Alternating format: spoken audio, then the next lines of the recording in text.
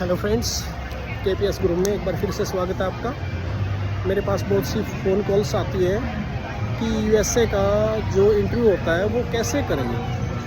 वहाँ क्या होता है, कई बार दे लिया लेकिन वो फेल हो जाता है, रिफ्यूजल आ जाती है। तो आज उसके बारे में थोड़ा बताएंगे कि USA का जो इंटरव्यू है उसको कैसे हम क्लियर करें। तो दोस्तों, सबसे पहले उसमें क्या ध्यान रखना है, हमने पहले डेट लेनी है। DS 160 होता है जो, उसको बहुत अच्छे से भरवाना है अपने पास ही, और वो उसके प्रिंट निकाल लेना है। उसके अकॉर्डिंग हमने तैयारी करनी है। अगर हमारे पास DS 160 नहीं होगा तो हम अच्छे से तैयारी नहीं कर पाएंगे। दूसरा है, इसमें सबसे जो बात का ध्यान रखना है हमें, वो इस बात का ध्यान रखना है कि जो हम उस DS 160 फॉर्म में भरें वो बिल्कुल ट्रुथ भरें, अच्छे से भरें। ऐसा नहीं है कि किसी को पासपोर्ट पकड़ा दिया और उसके बाद हम देख लेते हैं कि वीज़ा आ जाएगा। वो आपसे 20 लाख, 25 लाख, 15 लाख बोलेगा, और इतना खेल नहीं है। वो 20-25 लाख में भी सेम ही है। और अगर हम जो मैंने फ़ीस रखी हुई है अपनी 15,000, उसमें भी उतना ही है। तो आप हमसे भरवा सकते हैं। हम आपको पूरी तरह से अच्छे से गाइड करेंगे और आपको बताएंगे कि इंटरव्यू को कैसे फेस करें। तो सबसे बड़ी बात उसमें क्या है, हम अपनी पर्सनैलिटी का भी उसमें थोड़ा ध्यान रखेंगे।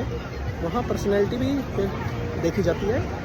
और गाइस, उसमें हम DS 160 है उसके अकॉर्डिंग वहीं से क्वेश्चन पूछे जाते हैं। पॉजिटिव वे में बताना है हमें, बिल्कुल घबराना नहीं है। वो पर्सनैलिटी के साथ साथ वो देखते हैं कि इसमें कॉन्फिडेंस कितना है। अगर हम कॉन्फिडेंस हमारे अंदर होगा तो वीज़ा आएगा। कोई ऐसा नहीं है, अगर एक बार रिफ्यूज हो गया कोई बात नहीं, हम उसको दोबारा से अप्लाई कराएंगे। अगर हमारे पास DS 160 नहीं होगा तो अगर हम दोबारा उसको अप्लाई करेंगे तो पहले DS 160 एक एजेंट ने कुछ अलग तरीके से भर दिया, दोबारा अलग तरीके से प्रोफाइल बना के भर दिया, तो वो वीज़ा नहीं आएगा। ये सबसे बड़ा कारण होता है उसमें वीज़ा ना आने का। तो इस बात का ध्यान रखें। और सबसे बड़ी बात तो ये है कि कुछ ट्रैवल करें। जैसे दोस्तों, मैं एक ट्रैवलर हूँ। वैसे तो मैं सिंगापुर आया हुआ हूँ। मैं काफ़ी कंट्रियाँ ट्रैवल कर चुका हूँ। मेरा मन था सिंगापुर आने का, एक बार देखने का, तो मुझे मौका मिला, मेरे पास टाइम था। 4 से 5 दिन मैंने यहाँ निकाले हैं सिंगापुर में। तो मैं यहाँ सिंगापुर में आया हुआ हूँ। तो सिंगापुर से ही मैं एक वीडियो बना रहा हूँ, तो मैं बता रहा हूँ आप लोगों को। और 160 का ध्यान रखें, हमसे कांटेक्ट करें। KPS ग्रुप के नाम से यूट्यूब चैनल है जो हमने बनाया हुआ है, और वहाँ से आप नॉलेज ले सकते हैं, कॉल कर सकते हैं हमें। हमारी टीम है, तो हमारी टीम आपको गाइड करेगी अच्छे से, आपको अच्छे से बताएगी कि आपको कैसे DS 160 फॉर्म कैसे भरवाना है, इंटरव्यू कैसे करना है, उसकी तैयारी कैसे है। उसका मिनिमम सा चार्ज हमने रखा हुआ है, वो आप कॉल करोगे तो हम बता देंगे आपको। वो उससे बच जाओगे आपकी 15 लाख, 20 लाख, 25 लाख। हम आपको वो मिनिमम फ़ीस पर देंगे आपको। वो फ़ीस अगर हम एक बार अप्लाई करेंगे, वहाँ से अगर वीज़ा नहीं निकलता तो दोबारा करके हम वीज़ा लेंगे। और दोस्तों, इसके लिए हमें थोड़ा सा ट्रैवल भी करना पड़ेगा। ये नहीं है कि बिना ट्रैवल के हम सीधा US डाल दें। कई बार आ भी जाता है, देखो थोड़ा सा लक भी इस पर डिपेंड करता है, और कई बार होता है कि नहीं भी आता। तो आप इस बात का ध्यान रखें। और साथ में कुछ ट्रैवल कर लोगे तो आपके लिए बहुत अच्छा है, क्योंकि अगर ट्रैवल करोगे तो ट्रैवल हिस्ट्री तो पूछता ही है। क्योंकि US का जब इंटरव्यू होता है तो वहाँ ये क्वेश्चन पूछा जाता है कि आपने कहीं इससे पहले भी ट्रैवल किया हुआ है। तो ट्रैवल हिस्ट्री अगर बनाएं, सिंगापुर भी अच्छी कंट्री है देखने की। हाँ, विद फैमिली भी यहाँ घूम सकते हैं, बहुत अच्छा है। और यहाँ एक ख़ास बात ये है कि ये समय के बड़े पाबंद हैं यहाँ। मतलब ऐसा नहीं है कि हम जैसे इंडिया में करते हैं कि आधा घंटा late, 15 minute late, 20 minute late. यहाँ टाइम टू टाइम चलता है सब कुछ।